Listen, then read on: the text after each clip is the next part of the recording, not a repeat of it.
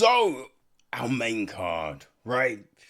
Whew, we have got three really good fucking fights on the main card before we get to the two title shots, right? So, everything kicks off with the lightweights. We have King Green against Jeremy Stevens, right? Jeremy Lil Heathen Stevens. He's 39, 5'9", 71-inch reach. Overall record 29-22, one no contest. Okay, in the UFC, he's 15-16 with one no contest. He went 1-2 in the PFL.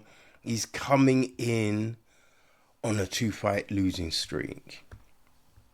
Okay, so man, this is right because this is his second stint. You know what I mean? This is his second stint in the UFC. Right? He came back on the 3rd of May last year. Right? Lost a unanimous decision to Mason Jones. They both returned on that night. Right? So, yeah. But he had, his first run in the UFC, man, like that started all the way back, right? All the way back on the 26th of May, 2007, right? He got armbarred by Dean Thomas. So, yeah. He lost that fight. Now, he then took a fight for Midwest Cage Championships, right? Just a couple of months later. Won that. Came back to UFC September the same year. And he beat Diego Saravia and then Cole Miller. Lost to Spencer Fisher, the Great, right? Beat Rafael dos Anjos. You know what I mean? Lost to Joe Lozon, Gleison Tebow, beat Justin Bokerich, Sam Stout, right? Got a split over him. Lost to Melvin Goulard, beat Marcus Davis. Good win there. Danny Downs. Man, fuck, I remember Danny Downs. Man, he lost to like Pettis, Cerrone. Like, he's fought so many top fighters. Yves Edwards, right? Whew.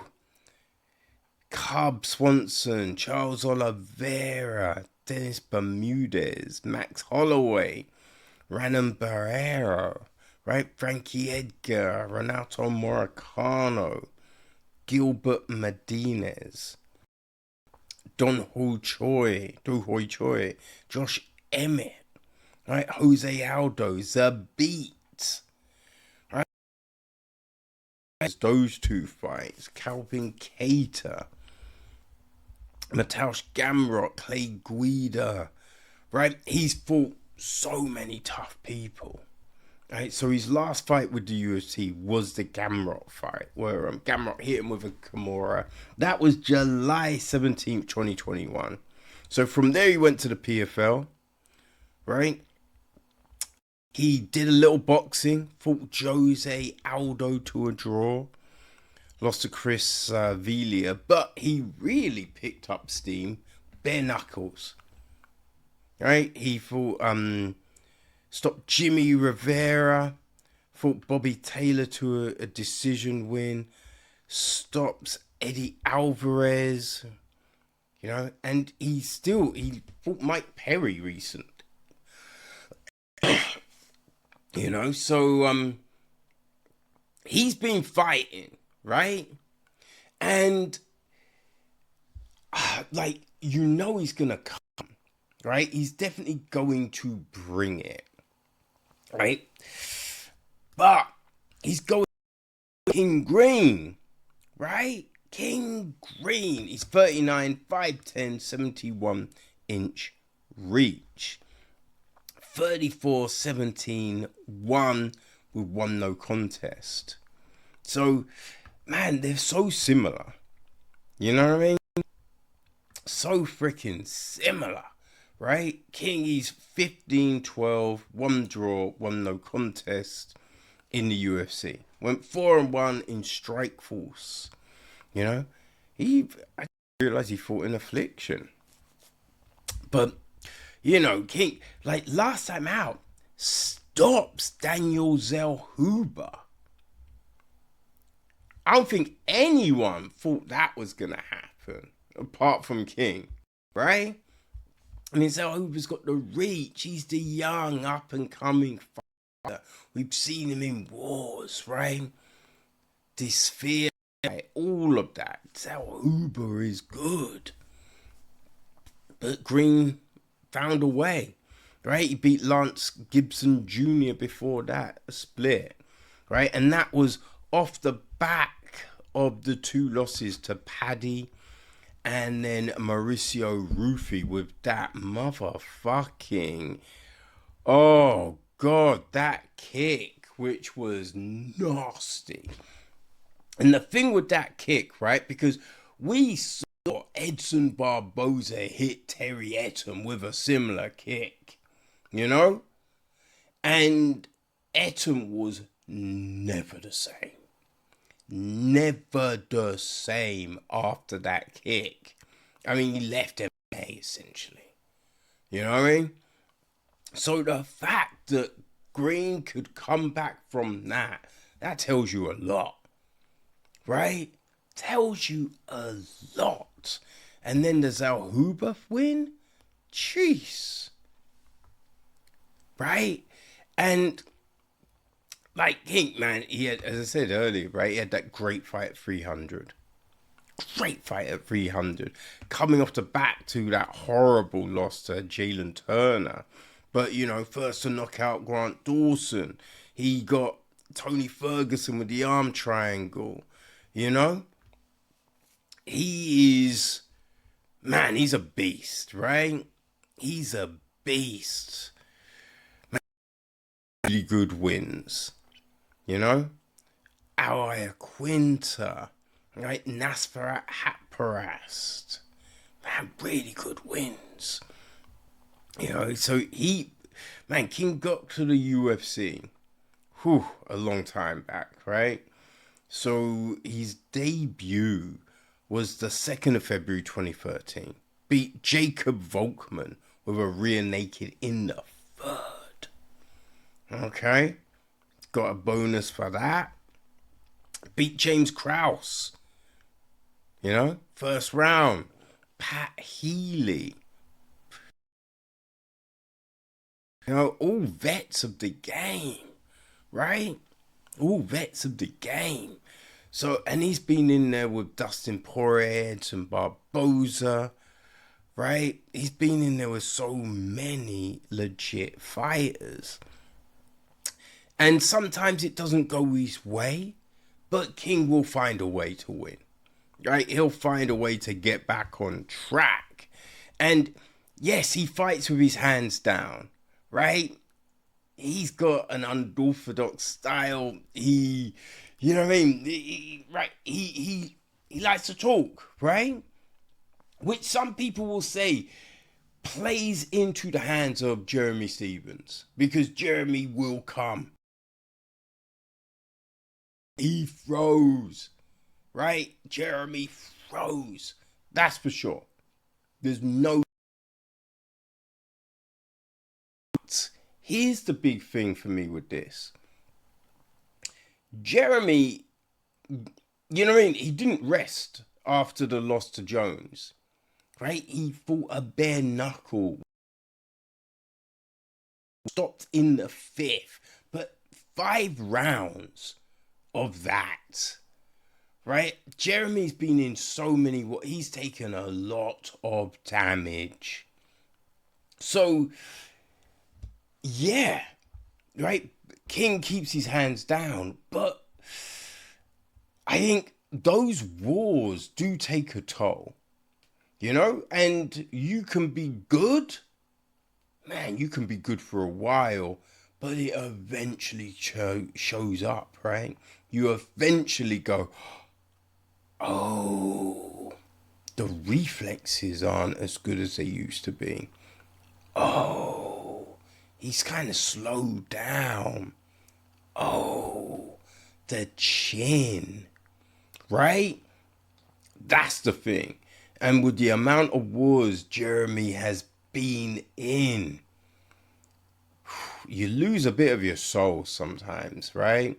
And a bare knuckle fight with Mike Perry, boy, right? Boy. So I think all of those things go against Jeremy in this fight. And then on top is just the skills of Green, you know? So I'm taking King Green for the win, baby. You know what I mean? So we then jump up to the welterweights, right? On Brady against Joaquin Buckley. And this is another tough fight for me, man. This is another tough fight, right? Whew. New Mansa, Joaquin Buckley. He is 32, 5'10", 76-inch reach, 21-7 over record. Okay. He's what is he? He is 11-5 in the UFC. Okay, so he's coming off a loss in his last fight, right? Which was the Kamar Usman fight, right? Which feels like it was a long ass time ago. Now, it was June last year. And obviously, yes, that's a while ago, but it felt like it's been longer, you know? In that time, like, he fought in the RFA, lost that fight to Patrick Downey. But, you know, Patrick Downey is a legit good wrestler. So, no shame. And Joaquin, man, like, he was, before the loss to Usman, right? If he had beat Usman, he's potentially getting a title shot. You know what I mean? Potentially, because he was on a 6-fight winning streak. Right? He beat Colby Covington, Stephen Thompson, Nursultan Ruzabayev, Vicente Lupe, Alex Moreno, and Andre Fallo. Right? Got wins over all of them. So, obviously, right? Some aren't household names, but a 6-fight win streak in the welterweight division is nothing to scoff at, right? Nothing to scoff at. And then you had Lupe, Ruzabayev, Thompson, and Covington to, you know what I mean, your strike list. And right, but yeah, he lost to Usman. Now, he did get fight of the night, right? But Usman just, man, he was in control of that fight, right? He was in control of that fight. Now, Joaquin, he's a punch away of winning, but Usman controlled that fight.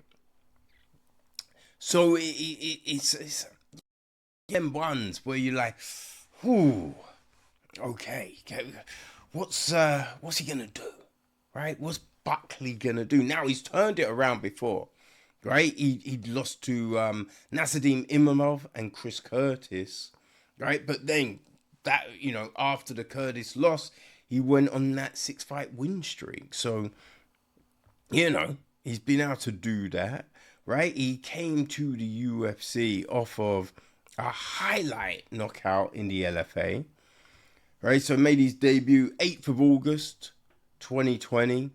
Kevin Holland knocked him out in the. That was, right? I was like, Kevin was just talking shit throughout the. I think at one point he was coaching him on his shots, right? That was just craziness.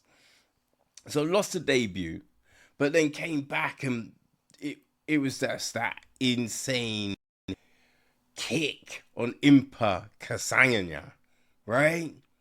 That infamous kick that will always be on top knockout lists of all time, right? So he's got that, right? He then stops Jordan Wright. So he you know what I mean? He's bound to turn it.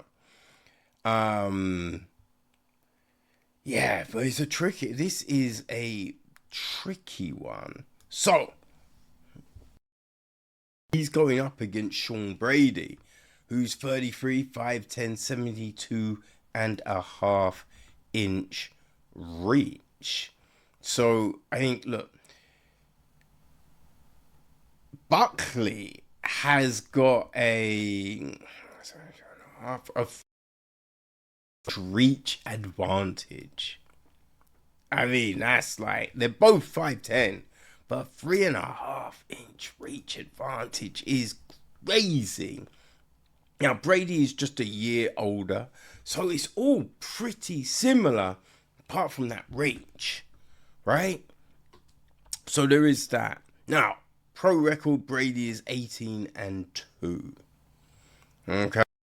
9-2, and man, he was looking good, right? He's 8-2 in the UFC, and we last saw him November last year, right? Michael Morales stopped him in the first, and just, boy, you know what I mean? It was like, damn, right? And that was after Brady stopped Leon Edwards in London with a gilly, you know?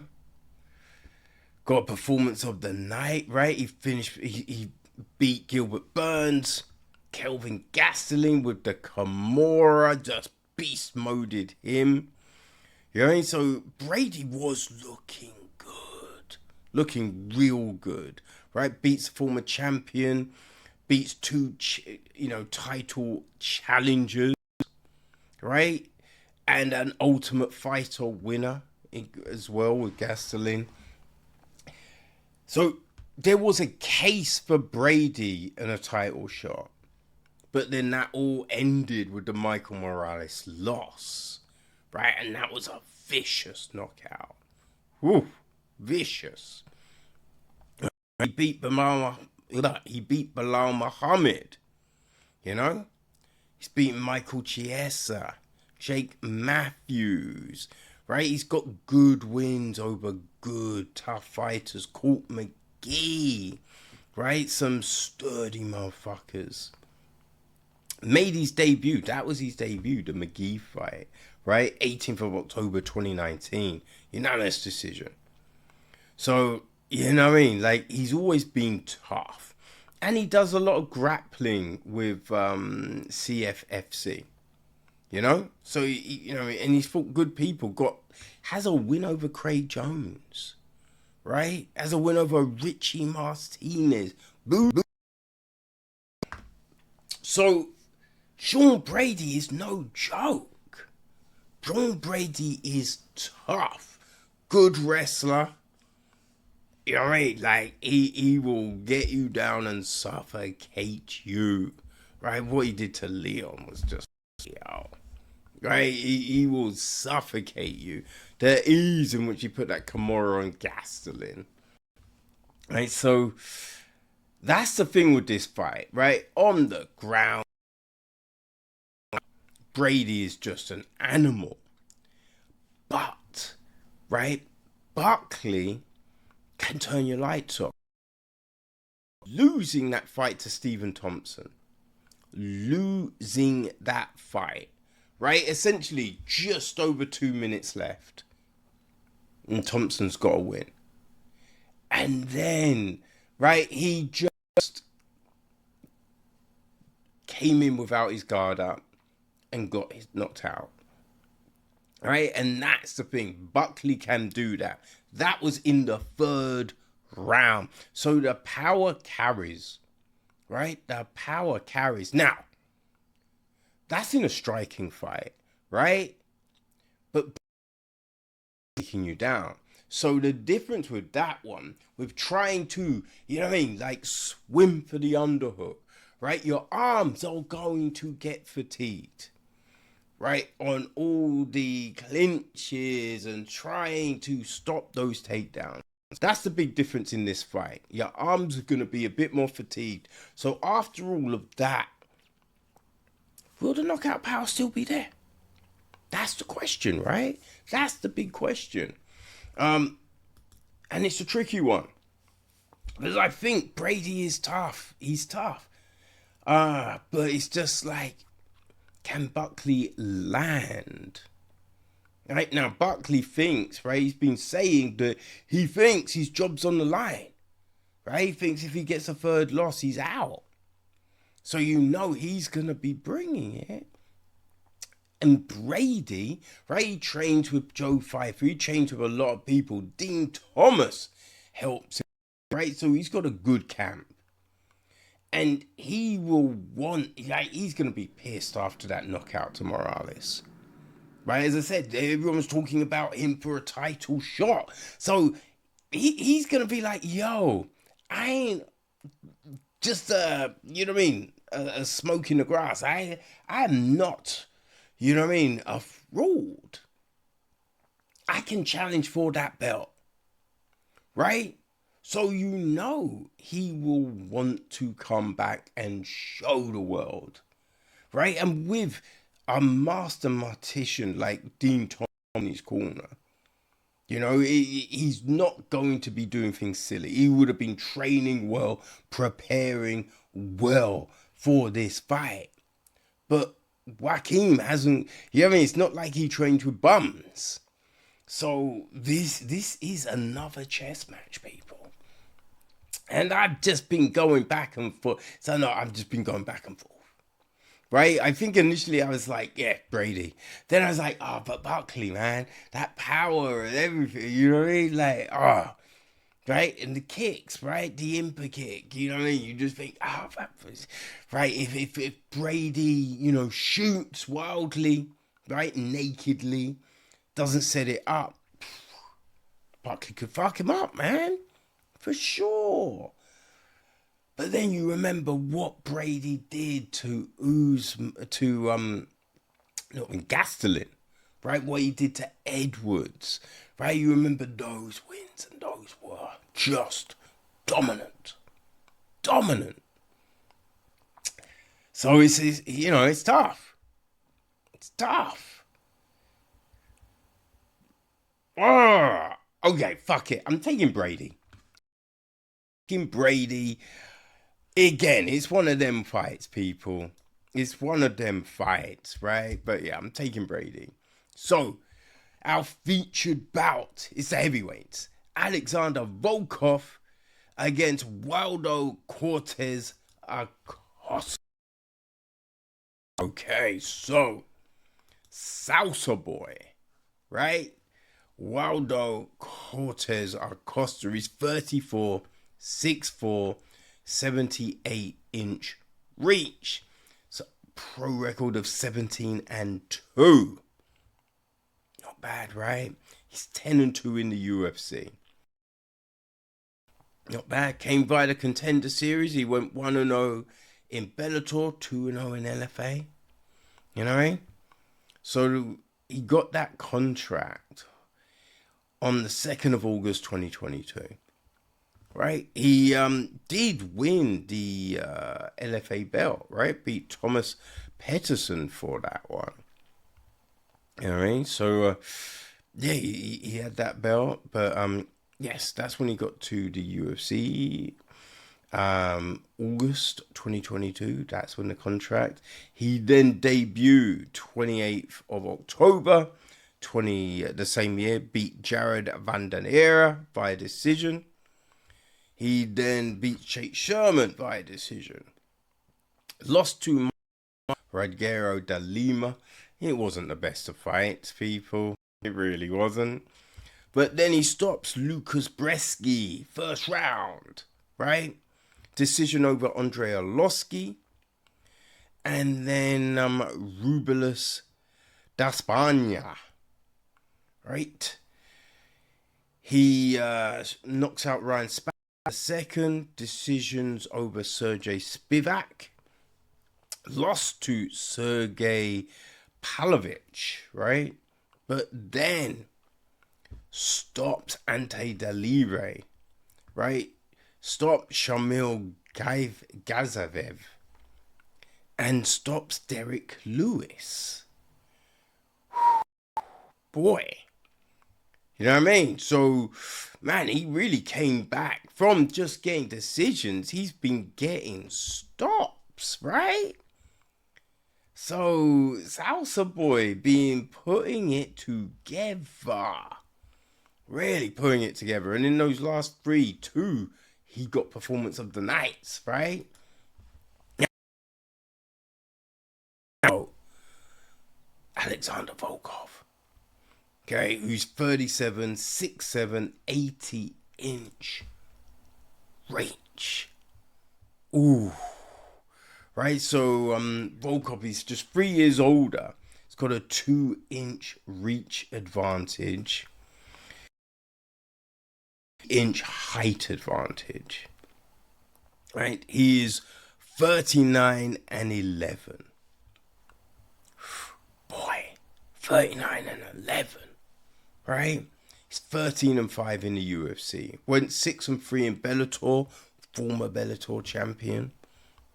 So last time out, he beat Jailton Almeida via split decision. That was 25th of October last year. Lost a split to Cyril Gunn.